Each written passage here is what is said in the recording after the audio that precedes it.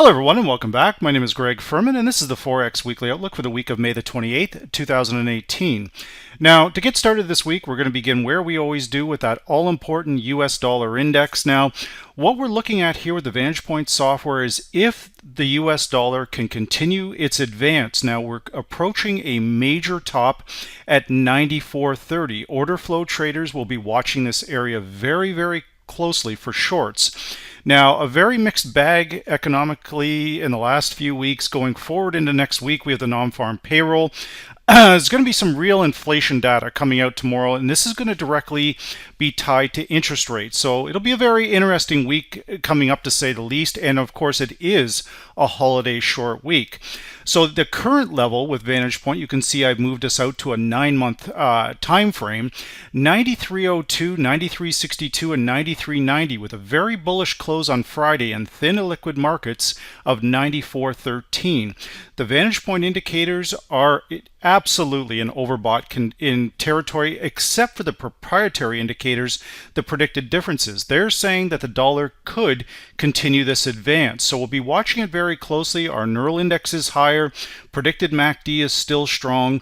But again, our predicted RSI is in overbought territory, suggesting a corrective move lower, if nothing else. Now, we've had a push lower in gold, but gold has managed to recover. Now, when we look at gold a little bit closer going into next week, could have a tough week. We're finishing the week right on the key VantagePoint pivot area, 1310. We've tested it 2 days in a row, failing both days. Now, if gold turns and moves lower, that will be the key trigger to send the dollar higher, in my respectful opinion, based on the intermarket correlation. So we want to watch this area very closely in our Forex trading and our commodity trading for next week of 1310. Now, when we look at oil for next week, and again with oil, a lot of geopolitical issues here coming into play with Russia and Saudi Arabia, talking about supply, demand, what they're going to do for production, sent oil lower, but in very thin illiquid markets. But the one thing I will point out, that VantagePoint was already forecasting that oil was getting ready to move lower, basically 4 days before this happened.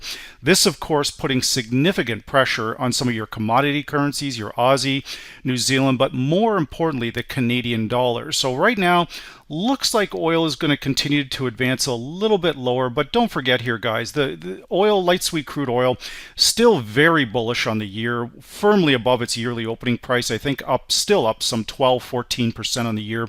No need to panic here just yet, but if we break down below $60 a barrel, then I would be a little bit concerned. Now, in our last weeks, we've moved very tight along this 2740 area on the S&P 500, but we're also bouncing off this key VantagePoint long-term pivot area coming in at 2707, and it's holding. But the primary indicators are pointing that the equities are going to have potentially have a tough week next week. So we're looking for a break of one or two things, guys. A break of 2740 or a break of this lower, basically the 2700 mark. If we break free and clear of that, then we're going to probably move lower. Now, when we're looking at the Euro-US pair for next week here, guys, the VantagePoint indicators did a phenomenal job here back in April the 19th of calling this move lower. We've moved from 124 all the way down to 115, about 700-800 pips. A fantastic call here. But this pair is getting oversold. There's no question about it, but it continues to move lower. This pair very highly correlated to gold contracts, guys. If gold turns around, the euro will likely turn around with it. But if gold cannot hold 1300, then we want to keep selling the euro. That's the bottom line here. Every support level it tends to break, but we have a big one down here at 115.50. But the key VantagePoint 18-day predicted moving average of the long-term crossover pivot area, 118.46. That's the key level, but our first resistance zone comes in at 116.68, 116.86. So we'll see how this one again plays out. But right now, the euro again is still under significant pressure with going into the inflation data next week. Now, U.S. Swiss franc, a major top in a place 1.0060. I've talked about this one on here the last couple of weeks. And again, we're still moving lower. No signs of a turnaround yet, but if the interest interest rates really start to turn here in favor of the US dollar, this one could reverse. Now, the key pivot area for next week, guys, 99.36. Can we hold below this? That's the key thing we want to watch. Of course, this pair is going to be affected by the Euro-US pair, but for now, 99.36. Our neural index is still down. Predicted MACD cross still good. But we are at 10.2 in the predicted RSI. We are definitely oversold, which could be a potential problem here. Now, with the pound dollar next week, just a relentless pressure with this dollar strength. We've got some support zones, but the key support zone, in my respectful opinion, there's two of them. One sitting at or about the 133 area where we're at right now, but an even bigger one sitting down here, but it's closer to the 130 area. So we'll see if the pound can push that low. Right now, I would say that it has, unless we get some new Brexit news, right now, the key vantage point level for this week comes in at 135.22, 134.13, and 133.42 with a very bearish close of 132.95. But again, in thin, illiquid markets. So we're going to watch these areas very closely. We're stalling out here around 132.50. Not a lot of buyers for the British pound this coming week. And if we get any negative Brexit news, it will send this pair even lower. But again, I still remain somewhat in the bull camp on this particular pair. We're just waiting for a turning point on this and dollar weakness to kick in so we can potentially look for longs here. I think this pair, again, is grossly undervalued at this particular level. Now, in the risk-off scenario, the meeting between Trump and North Korea may happen, may not happen. It's on again, it's off again. The yen loves this, guys. The yen likes a risk-off environment, even though with some pretty serious dollar strength, the yen was still stronger yet again in the risk-off environment. This is also potentially a leading indicator, guys, for the S&P 500 that it potentially is going lower too. If money is going into the yen, it is not going into the equity markets. So remember that next week. Our key upside pivot areas here, we're closing the week at 109.38, 109.79. If we hold below this area, we should expect a bigger move to the downside, but I'm also anticipating a decent labor report out of the US. So the yen's probably going to be a little sideways most of the week, and then we'll see action in the dollar-yen pair start to pick up probably around Wednesday. But right now, the Vantage Point indicators, again, you can see that I've drawn a resistance area here at 111.40. Medium term crossing the long-term predicted difference, a leading indicator with absolutely zero lag here, guys. Down it went. Now, once again, this is one of the ones we were working on in the Vantage Point live training room, and it's come to fruition. A pretty good move, that all of the indicators lining up. Right now, I would say we probably have more downside on this particular pair. Now, with US-Canada, obviously the downside on US-Canada was limited when oil turned around to the downside. We've got some resistance zone here, but we also have a fresh triple EMA cross from Vantage Point. The resistance area is very strong around 130. We did have some sellers come in there on Friday.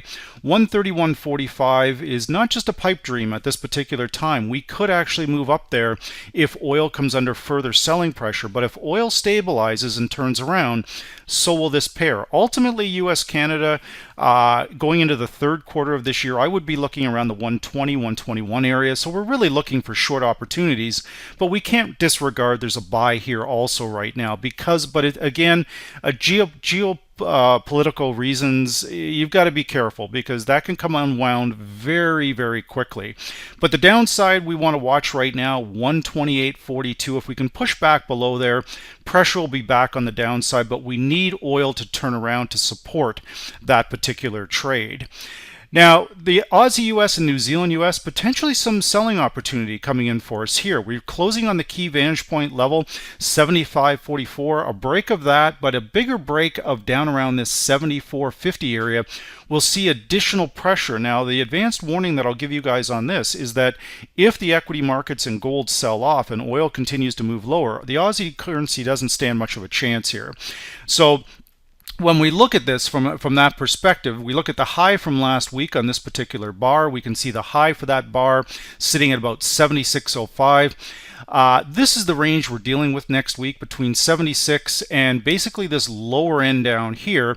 I could push this down a little bit to this bar, but I like this area because there's 2 or 3 bars sitting down there.